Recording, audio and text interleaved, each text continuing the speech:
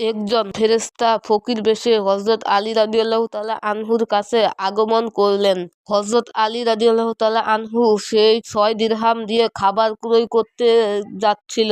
সেই মুহূর্তে ফকির বেশের ফেরেশতা তাকে বলল, হে আলী, আজ কয়েকদিন যাবৎ আমি না খেয়ে রয়েছি। না খেয়ে থাকার কারণে আমার শরীর অসুস্থ হয়ে গিয়েছে। তোমার কাছে কোনো অর্থকড়ি থাকলে তা আমাকে দান করো, যা দিয়ে আমি খাবার ক্রয় করে খেতে পারি।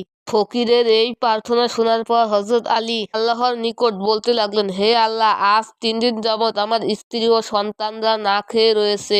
আজকে যদি এই 6 দিরহাম দিয়ে খাবার ক্রয় করে নিয়ে যেতে না পারি, আজকেও তারা না খেয়ে রবে। এখন আপনার এক অসহায় বান্দা আমার কাছে ভিক্ষা প্রার্থনা করছে, এখন আমি কি করব? তিনি ঠিক করলেন যে এই 6 দিরহাম ভিক্ষুককেই দিয়ে দিবেন এবং মনে মনে ভাবলেন, আল্লাহই আমার উত্তম অভিভাবক, অবশ্যই আল্লাহ তাআলা কিছু না কিছু ব্যবস্থা করে দিবেন। অতঃপর তিনি সেই 6 দিরহাম ভিক্ষুককে দিয়ে দিলেন।